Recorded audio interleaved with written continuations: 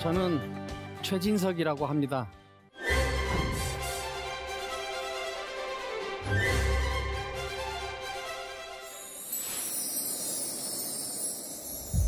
저는 이제 도가 철학을 전공했고, 그 중에서도 이제 장자 철학을 전공했습니다. 장자 철학은 미래를 열어야 된다, 이 말을 자유로운 삶을 살아야 된다, 혹은 소유의 삶을 살아야 된다, 이렇게 말을 하거든요. 그럼 자유로운 삶, 소유의 삶, 미래적인 삶을 살기 위해서 가장 중요하게 해야 될 일은 뭐냐? 이미 정해진 마음에 갇힌 너를 극단으로 부정해야 된다. 그것을 장자는 뭐라고 표현했냐면은 오상아라고 표현했어요. 너를 장례지내라, 너를 죽여라. 그때 너는 뭐냐? 이미 정해진 마음에 갇힌 너, 과거에 갇힌 너, 이것을 죽이지 않고는, 이걸 장례지기 않고는 너는 미래를 만날 수 없다. 대답하는 존재는 과거에 갇힌 존재고, 질문하는 존재는 미래를 여는 존재거든요. 또 장자 안에 이런 재밌는 이야기가 있어요. 혜자라는 장자 친구가 있는데, 혜자가 이 위나라 왕으로부터 큰 박이 열린다는 시를 하나 얻었어요. 그런데 진짜 쌀이 5섬이나 들어가는 큰 박이 열렸어. 자, 여러분들 생각에 박은 어디에다 씁니까? 표주박으로 쓰거나 그 다음에 호리병으로 쓰거나 둘 중에 하나로 쓰거든요.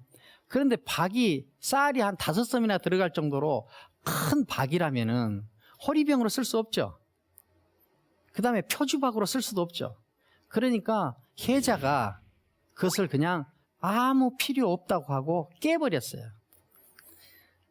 그러니까 장자가, 자, 너는 쑥대 대롱 같은 마음을 가졌다. 그 말은 뭐냐? 너는 네 정해진 마음에 갇혔다. 왜 그 박을, 이 큰 박을 이 반으로 쪼개서 바다에 띄워놓고 배로 쓰지는 못하느냐? 근데 장자는 기존에 한 번도 경험해보지 못한 박, 그거를 전혀 다른 방식으로 사용을 해냈죠. 그렇지만 혜자는 박은 호리병으로 쓰거나 표주박으로 쓴다는 이 관념, 즉 과거에 갇혀있기 때문에 전혀 새로운 상황, 전혀 새로운 크기를 만났을 때 적응을 못하고 그것을 부정적으로 대하는 거죠. 지금 우리 코로나 사태도 사실 혜자가 만난 박과 같은 거예요. 전혀 다른 상황입니다. 그런데 이 전혀 다른 상황을 기존에 정해진 마음이나 기존에 익숙한 방식으로 그것을 대하면은 그 큰 박은 쓸모없거나 오히려 나쁜 것이 되는 거죠. 장자라는 철학자의 얘기를 빌려서 본다면은 우리가 지금 이 팬데믹 상황을 미래적으로 잘 적응하기 위해서는 과거에 익숙한 방식, 그 다음에 우리한테 정해진 마음, 그것으로부터 이탈하거나 그것들을 부정하면서 가능해진다. 그걸 장자는 이제 오상아라고도 하고, 그 다음에 혜자의 그 큰 박을 빌어서도 비유를 했습니다. 혜자는 다른 사람들이 만들어 놓은 정해진 관념에 지배받거나 갇힌 사람이고, 장자는 자기 내면에서 솟아나는 궁금증과 호기심이 주도권을 가진, 즉 다시 말해서 자기가 자기 주인이었던 사람이다, 이렇게 말할 수 있습니다.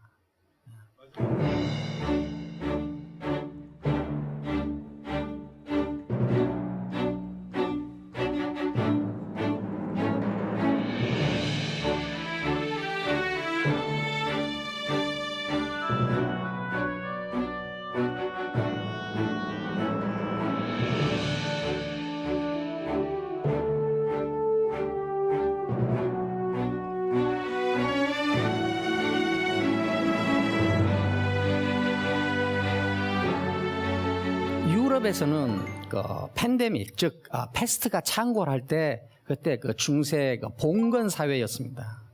봉건 사회는 이렇게 영주가 농노들을 데리고 토지에 묶여서 생산을 하고 그걸로 이제 먹고 살던 시대 아닙니까? 그런데 엄청난 사망자가 나오니까 일단 농노가 줄어들었어요. 농민 숫자가 줄어듭니다. 그러니까 노동자 임금이 약 5배 정도 올라가요. 그러니까 소규모 영주들은 버티지를 못합니다. 또 농노들은 영주들에게 거의 지배 피지배로 묶여 있었는데 임금을 매개로 해서 영주들하고 이 협상을 하는 단계까지 이 농노들의 지위가 올라가죠. 그러니까 그 이전 그 패스트가 창궐하기 이전의 농노들보다 패스트가 창궐한 이후의 농노들은 그 이전에 비해서 좀 더 자유로운 인간이 된 거죠. 또 농노들한테는 그 임금을 현물로 지급했어요. 그런데 생산이 점점 줄어들으니까 현물로 주지 못하고 이 현금으로 줍니다. 그 금전을 바탕으로 해서 더 그 이전부터 생겼던 상업이 더 발달하게 됩니다. 그리고 또 대표적으로는 그 중세 그 봉건 사회는 신중심 사회였어요. 그런데 신을 의심하는 사람들이 보니까 신한테 치료를 의탁하고 맡기고 모여서 기도를 하고 순례를 하고 하는 사람들은 이 패스트를 피하지 못하고 죽거든요. 그런데 그걸 좀 더 과학적이고 인문적으로 대처하는 사람들이 덜 죽더라. 그러니까 당시 그 신을 절대적으로 믿던 사람들 가운데 일부는 신보다는 과학과 인문과 예술을 더 믿는 흐름이 생겨나게 돼요. 신을 믿는 것보다는 차라리 과학이나 인문이나 예술을 더 좋아하고 믿는 사람들이 생기면서 이 사람, 그 교회를 지원하던 사람들이 과학자나 인문학자나 예술가를 지원하는 현상들이 더 많이게 생기는 거예요. 또 하나는 노동자들이, 농노들이 많이 죽고 생산에 참여하는 사람들이 숫자가 줄어드니까 그 생산력을 지탱하려면은 노동자들의 근력을 대신할 기술이 필요했어요. 그래서 기술 개발에 몰두합니다. 그래서 점점 이 사회는 조금 더 인문적이고 조금 더 예술적이고 조금 더 과학적인 사회로 이동하고 봉건 영주의 시대가 점점 힘을 잃고 제국주의를 가능하게 하는 왕권이 중심이 되는 정치 체제로 점점 이동을 하게 되는 거죠. 자, 이 농노들 가운데 자유를 획득해가지고 새로운 기술로 무장해서 새로운 중산층이 형성됐어요. 새로운 중산층들이 형성되니까 미술 시장에도 이 중산층들의 욕구를 채워줄 수 있는 저가의 미술품들이 많이 만들어지게 됩니다. 그러니까 패스트가 등장해서 미술 시장과 미술 기법에도 변화가 생기는 거죠. 그렇게 해서 열린 새로운 문명, 어떤 새로운 세계를 우리는 르네상스라고 부릅니다. 이 전염병이나 뭐 전쟁도 그렇습니다만은 전염병은 우리한테 생명을 위협하고 또 어디 기존에 익숙했던 생활을 못하게 함으로써 매우 부정적인 존재로 우리한테 등장합니다. 그런데 이런 부정적인 어떤 이런 팬데믹이 우리한테 어떤 미래적 강요를 하는 수가 있어요. 이 팬데믹 상황이 되면은 어쩔 수 없이 그 기술이나 어떤 변화의 촉매제들을 사용하지 않을 수 없는 지경으로 몰립니다. 저는 지금 이 코로나 사태에서 우리가 하고 있는 이 일들, 비대면 교육이랄지, 그 다음에 온라인 강의랄지, 하는 이것들은 전부 기술적으로는 우리가 이미 준비되어 있었던 것들이거든요. 기술적으로 이미 준비되어 있었어도 이것을 우리는 그렇게 적극적으로 사용하지 않았을 겁니다.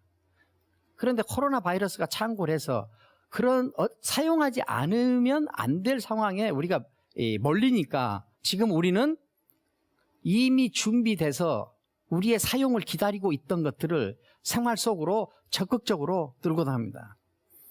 자, 가끔 어떤 분들은 이렇게 말합니다. 코로나 이후의 문명은 어떻게 될 것인가. 근데 저는 이 문명 자체에 대해서 연구가 깊지는 않지만 저는 패스트가 창궐하던 그 시대를 참고해서 지금 코로나 사태를 이렇게 비교해서 본다면은 저는 앞으로 우리 미래는 어떨 것이냐 말하고 싶어요. 지금 코로나 사태에 적응하면서 사용하고 있는 그것들이 우리의 미래다. 코로나 사태가 끝난다고 해서 비대면이 주는 효율성을 우리가 전면적으로 부정할 수 있을까? 저는 그렇지 않을 거라고 봅니다. 비대면이 주는 실용적 가치들이 이미 많이 느껴지고 있거든요. 일단 비용이 많이 준다 할지, 그 다음에 시간을 자유롭게 쓴다 할지, 그 다음에 자기 공간을 더 자유롭게 쓴다 할지 하는 일들이 이미 많이 일어나고 있습니다. 어떤 부정적인 현상들, 병이랄지 전쟁이랄지 하는 것이 일단 발생하면 그것이 좋은 것이냐 나쁜 것이냐 하는 것을 따지는 것은 이제는 한가한 일이 되고, 그것을 우리가 어떻게 극복할 것이냐, 어떻게 대처할 것이냐, 그것을 이용해서 우리의 미래를 어떻게 더 효율적으로 열 것인가 하는 문제만 남는다고 저는 봅니다. 여러분들 보셨지만은 패스트가 창궐한 다음에 새로운 시대는 인본주의를 기반으로 한 르네상스가 열립니다. 그때 세계는 이 르네상스의 철학과 르네상스의 문명에 잘 적응한 나라들은 발전을 했고, 거기에 잘 적응하지 않는 나라는 발전을 못했습니다. 저는 이 코로나 사태를 우리가 대하는 자세에서 저는 제일 중요한 거는 이것을 우리의 발전을 위해서 어떻게 이용할 것인가, 그런 것이 주제가 되어야 할 때가 되었다고 저는 생각합니다. 제 이야기는 하나의 큰 전제가 있습니다. 하나는 뭐냐, 지금 이 코로나 사태가 사회를 전면적으로 다르게 만들 것이다. 일단 한번 큰 혼란 속에 쌓인다는 거죠. 지금 이미 이 혼란 속에 쌓여 있습니다. 그러면은 이 혼란 속에서 새로워지려면은 우리가 지금 어디에 있으며 어떤 방향으로 이것을 끌고 가야 되는가 하는 것을 생각해 봐야 되겠습니다.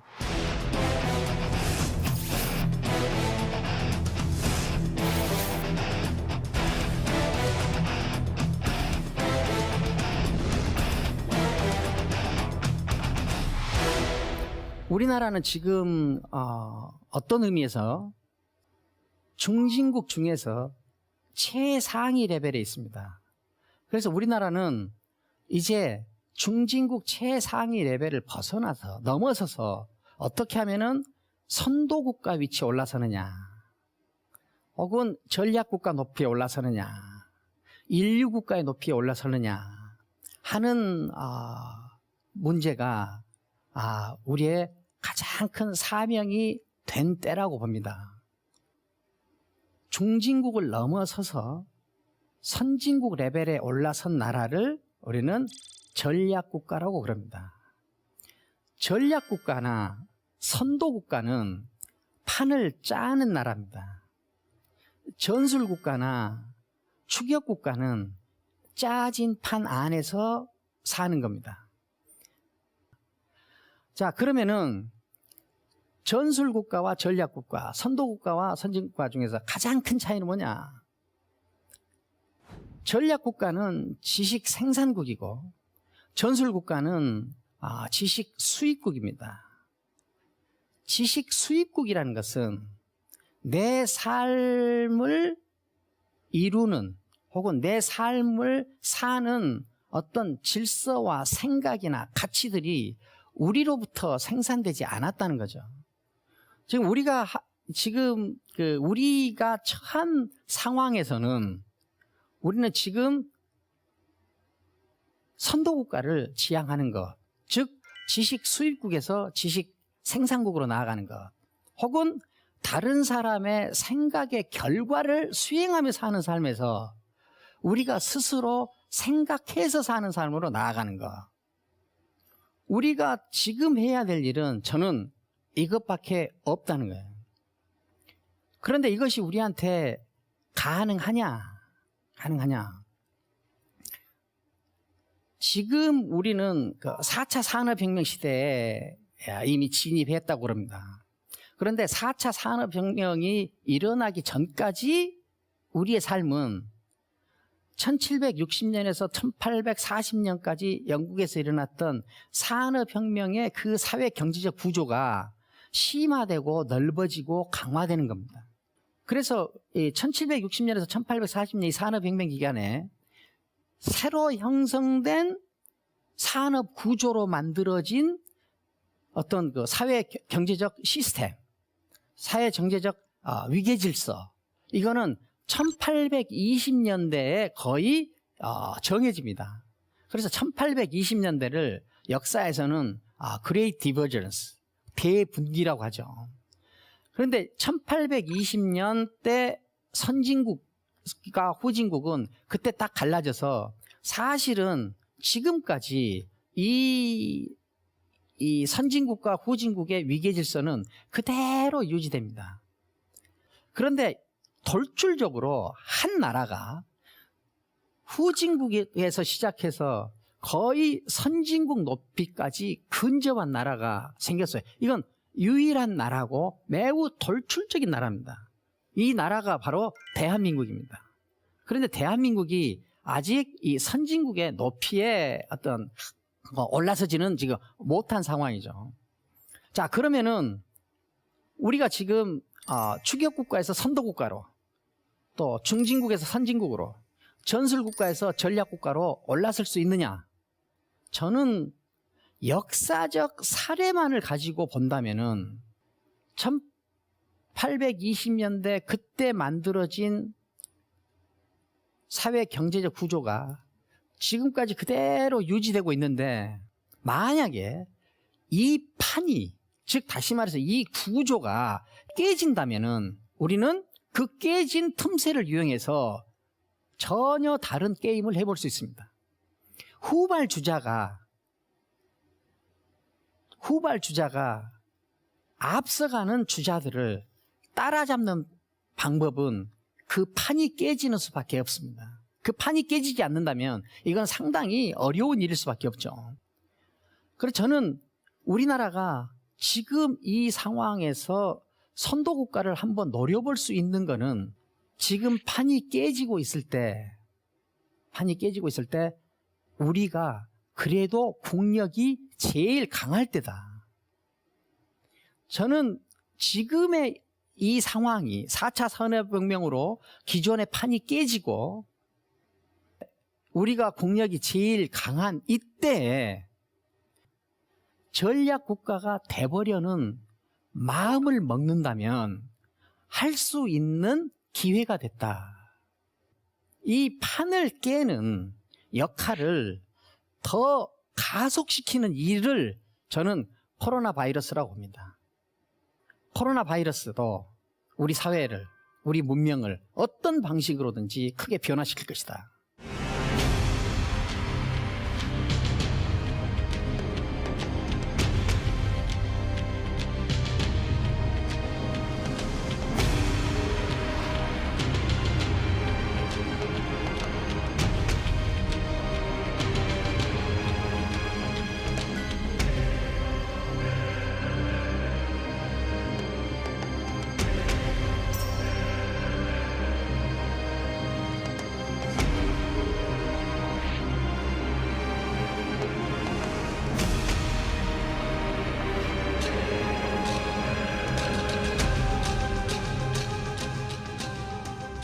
동시에 4차 산업혁명의 이 흐름은 누구도 거부할 수 없다. 큰 변화가 일어나고 있다. 그런데 우리는 이때 도전해 볼 만한 힘을 가지고 있다. 이보다 더 좋은 찬스를 우리는 만나본 적이 없습니다. 지금밖에 없습니다. 지금 이 상황을 아주 정밀하게 관찰하고 우리의 사명을 분명히 해야 될 때다. 첫 번째 해야 되는 것이 무엇인가? 간단합니다. 과거의 몸에 밴 익숙한 사유 방식과 습관을 최대한 끊어내야 됩니다. 미래적으로 우리의 생각의 방식을 바꿔야 됩니다. 그런데 우리는 그러면은 지금 이 팬데믹 상황이든 4차 산업혁명이든 지금 우리가 가진 강한 국력이든 이것을 미래적으로 사용할 자세와 정신을 갖는 겁니다. 그럼 우리는 그것을 가지고 있는가? 저는 그것을 가지도록 매우 노력해야 된다고 봅니다. 아직 우리는 그것을 충분히 가지고 있지 않아요. 종속국가로 살았습니다. 종속국가로 살았다는 것은 무엇이냐? 다른 사람이 정해놓은 것을 수행하며 살았습니다. 다른 사람들이 만든 것을 따라 만들거나 다시 복제해서 그것으로 돈을 벌었습니다. 창의성의 결과로 살기보다는 창의적 결과를 들여와서 산 거죠. 우리는 다른 사람들이 한 생각의 결과를 수행하면서 지금까지 살았고 그 수행을 너무나 잘해서 중진국 상위 레벨에 올라섰고 또 혹자는 선진국이라고까지 말하기도 합니다. 이 정도 높이까지 올라섰습니다. 이 정도 높이까지 올라선 그 문명의 정체는 무엇이냐? 그것은 다른 사람들이 먼저 한 것을 우리가 뒤따라서 한 겁니다. 이제는 이 방식으로 하는 사람들이 하는 나라가 더 많이 생겨났고 우리는 그 방식을 그대로 유지할 수 없는 상황에 몰리고 있는 거죠. 지금 우리는 방법이 하나밖에 없습니다. 우리 이제 생각의 결과를 살던 삶에서 생각을 하는 삶으로 바뀌는 수밖에 없습니다. 생각을 하는 삶으로 바뀔 때 생각을 한다는 것은 생각 자체는 궁금증과 호기심과 관련됩니다. 이 궁금증과 호기심은 앞으로 열려 있습니다. 그렇기 때문에 미래적이에요. 생각 자체는 미래적입니다. 다른 방식으로 또 얘기를 해보죠. 우리가 물건을 만드는 것은 생각을 하는 겁니다. 생각으로 물건을 만듭니다. 그런데 그 모든 새로운 등장하는 물건들, 새로 등장하는 제도들은 전부 불편함을 해결한 결과들이에요. 문제를 해결한 결과들입니다. 이 세계에 불편함을 해결한 것이 아닌 것은 단 하나도 없어요. 이 세계에 문제를 해결한 것이 아닌 것은 단 하나도 없습니다. 이런 맥락에서 우리가 생각을 한다는 것은 생각한다는 것 자체가 미래적입니다. 그런데 우리는 생각을 하지 않았기 때문에 우리는 미래적이기가 어려워요. 왜? 미래적이어 본 적이 별로 없기 때문에 그렇습니다. 미래적인 자는 질문을 합니다. 과거에 묻기는 대답을 합니다. 대답은 뭡니까? 대답은 이미 있는 이런 지식을 그대로 먹어가지고 누가 요구할 때 그대로 다시 뱉어내는 일이에요. 이때 승부는 어떻게 갈리겠어요? 누가 더 많이 뱉어내는가? 누가 더 빨리 뱉어내는가? 누가 더 원래 모습 그대로 뱉어내는가? 그런데 여기서 이 위험한 거는 원래 모습이에요. 원래 모습은 시제로 하면 과거일 수밖에 없죠. 그래서 대답에 익숙하도록 훈련된 인재들은 원래 모습을 더 좋은 것으로 볼 수밖에 없고, 원래 모습을 더 좋은 것으로 보는 한 영혼은 과거적일 수밖에 없어요. 그래서 대답에 익숙하도록 훈련된 인재들이 채우는 사회는 거의 모든 논쟁이 과거 논쟁으로 빠집니다. 우리는 왜 이렇게 과거에 몰두하는가? 과거에 몰두해야 진실한 삶을 사는 것처럼 느끼도록 훈련되어 있기 때문에 그래요. 미래를 말하는 것이 오히려 가짜 같고 임시방편으로 사는 것 같고 사이비 같고 하는 느낌을 갖게 된 겁니다. 그래서 그 나라의 지성계 혹은 그 사회 교육계 대답이 익숙하다. 그 말은 그 사회는 과거를 산다. 이렇게 말해도 크게 다르지 않다. 코로나 바이러스, 이 코로나 사태, 이 팬데믹 상황을 우리를 미래를 여는데 이용하기 위해서는 우리는 우리 정신 자세를 미래적으로 만들어야 돼요. 정신 자세와 태도가 미래적이지 않으면은 지금 있는 이 현상을 미래적으로 다루기가 매우 어렵다. 생각의 내용은 불편함을 발견하는 것이다. 문제를 발견하는 것이다. 자, 불편함을 발견하고 문제를 발견하기 위해서는 뭘 해야 되느냐? 일단 호기심이 있어야 된다. 궁금증이 있어야 된다. 이런 사람들이 가지고 있는 지적 활동 능력, 이것을 우리는 질문이라고 합니다. 질문이라고 합니다. 이미 있는 이론과 지식을 그대로 먹어가지고 누가 요구할 때 그대로 다시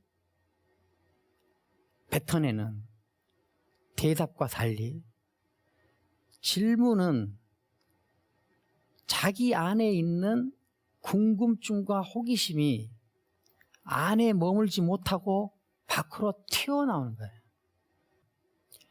그런데 이 궁금증과 호기심은 이 세계 어느 누구하고도 공유하지 않습니다. 이 궁금증과 호기심은 오직 자기한테만 있어요. 그렇기 때문에 인간은 질문할 때만 자기 자신으로 존재해요. 그래서 대답할 때 인간은 자기 자신으로 존재하지 않고 분열상을 겪습니다. 자기는 대답하는 내용을 생산하는 자가 아니라 생산된 대답 내용, 즉 지식과 이론을 전달하는 매개자로만 존재하거나 그것이 머물다가는 중간역으로만 존재해요. 이런 구조 속에서 대답을 한다. 그것은 뭐예요?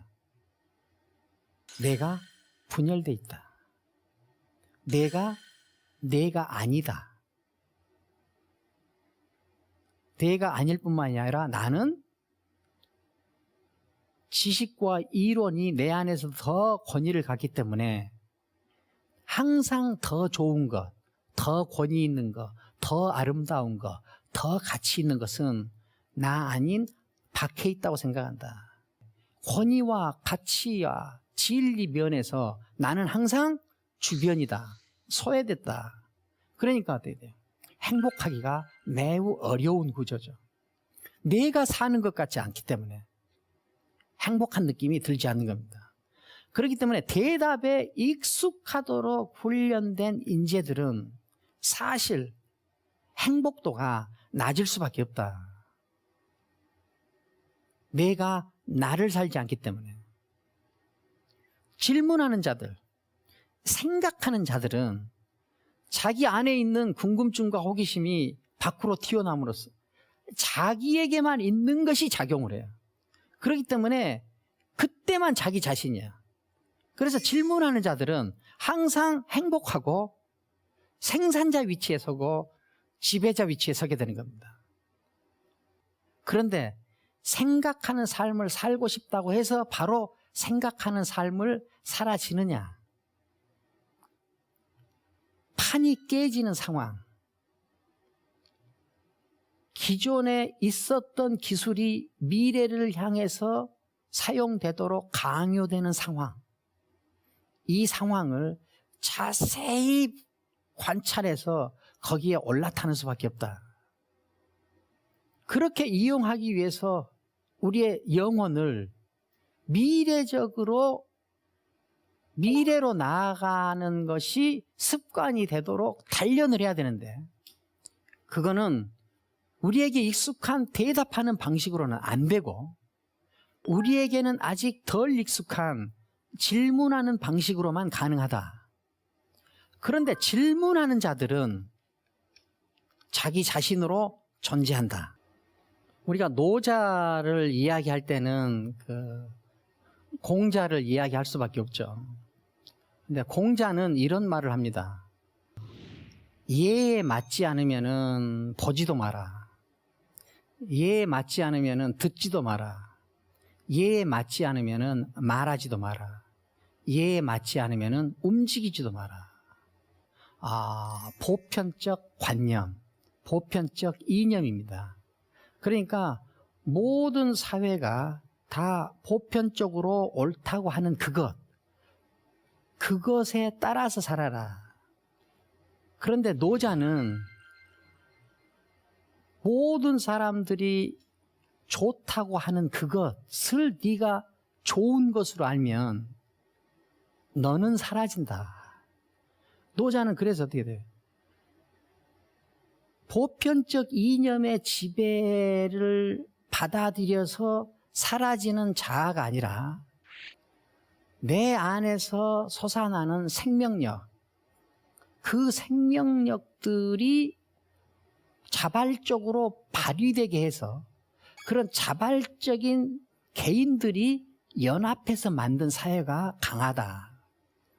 그러니까 정해진 이념을 따르게 하는 사회보다 각자의 개별적인 어떤 소명이 자발적으로 발휘돼서 연합된 사회가 훨씬 강하다. 공자는 너는 너한테만 있는 것을 잘 훈련시켜가지고 우리가 돼야 돼. 그런데 노자는 정해진 우리에서 벗어나서 네가 돼야 돼. 그때 말할 때 노자의 너는 무엇이냐? 너는 그건 뭐냐? 생명력이 솟는, 그 다음에 자기만의 것을 하려고 하는 의지를 가진 존재.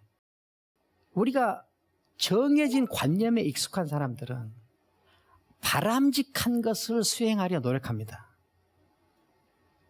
해야 하는 것을 하려고 노력합니다. 좋은 것을 찾아서 헤맵니다.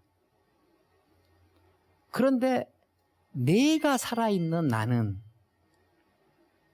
바람직한 것을 따르는 것이 아니라 자기가 바라는 것을 찾습니다. 해야 하는 것을 따르는 것이 아니라 하고 싶은 것을 찾습니다. 좋은 것을 찾는 것이 아니라 좋아하는 것을 찾습니다. 정해진 좋은 것, 정해진 바람직한 것, 정해진 해야 하는 것을 하면은 그 사회는 과거에 갇힌다. 여기서 이탈한 독립적 주체들이 자기가 좋아하는 것을 하고 자기가 하고 싶은 걸 하고 자기가 바라는 것을 해서 이것들이 연합된 사회가 더 강하고 미래적이다. 이 독립적 주체를 강조하는 이유는 뭐냐? 그 독립적 주체가 자기가 존재하고 있다, 내가 살아있다는 것을 확인함으로써 자존감이 강하고 자부심이 강해지고 그리고 궁금증과 호기심이 발휘되면서 미래적이기 때문에 그렇습니다. 자, 그러면 우리가 궁금증과 호기심을 어떻게 가질 것이냐? 어떻게 회복할 것이냐? 우리가 내일 오후부터는 궁금증을 발휘하자 해가지고 되는 일이 아니잖아요. 내일 오전에는 호기심이나 발휘해야 되겠다, 뭐 이렇게 해서 되는 일이 아닙니다. 궁금증과 호기심은 내 안에만 있다는 것, 나한테만 있다는 것이 중요합니다. 그러니까 자기 존재에 관심을 두는 것이 궁금증과 호기심을 살려내는 가장 중요한 장치예요. 너는 누구냐? 너는 어떤 사람이 되고 싶으냐? 너는 어떻게 살다 가고 싶으냐? 네가 죽기 전까지 완수해야 될 너의 소명은 무엇이냐? 나는 누구인가? 나는 어떤 의미에서 나인가? 나는 다른 사람의 꿈을 내 꿈으로 착각하고 있는가? 아니면은 내 꿈을 꾸고 있는가? 하는 질문을 하는 습관을 가져야 된다. 그래야 항상 자기를 의식하고 자기를 배려하고 자기를 살리고 자기를 보살펴야 자기 내면에 있는 궁금증과 호기심이 살아나는 것이다. 패스트 때도 그렇고 지금 이 코로나 사태 때도 마찬가지입니다. 이 팬데믹은 항상 우리에게 무엇을 의식하게 하느냐? 죽음을 의식하게 합니다. 매일매일 죽음과 맞이합니다. 저는 독립적이고 자유로운 그런 삶을 사는 것을 목적으로 하고 있습니다. 그런데 그 목적을 이루기 위해서 저는 항상 아침에 의도적으로 죽음을 초대합니다. 나는 금방 죽는다 하는 것을 스스로 잊지 않으려고 노력합니다. 죽음을 직면하는 이거는 좀 더 나은 삶을 살고 싶은 사람, 독립적으로 살고 싶은 사람, 자유롭게 살고 싶은 사람, 자기가 자기로 완성되고 싶은 사람한테는 이보다 더 좋은 수행거리는 없습니다. 죽음을 통해서만 지금 내 삶이 분명해집니다. 지금 내 삶이 분명해질 때만 내가 분명해집니다. 내가 나로 존재하는 의식을 가져야 된다. 질문을 해야 된다. 생각을 해야 된다. 그렇게 함으로써 우리의 영혼을 미래적으로 기울게 만들지 않으면 안 된다 하는 것을 말씀드렸습니다. 저는 이 팬데믹 상황에서 우리가 왜 사는지, 왜 이별에 와서 존재하는지 하는 것을 다시 발견하는 계기로 삼으면 좋겠다는 말씀을 드립니다. 우리가 어떻게 살 것인지 하는 문제를 생각할 수 있는 좋은 환경이기도 합니다. 서로 자기 존재를 긴장감 있게 바라보면서 잘 살 수 있기를 바랍니다. 여러분을 만나 뵙게 돼서 감사합니다. 감사합니다.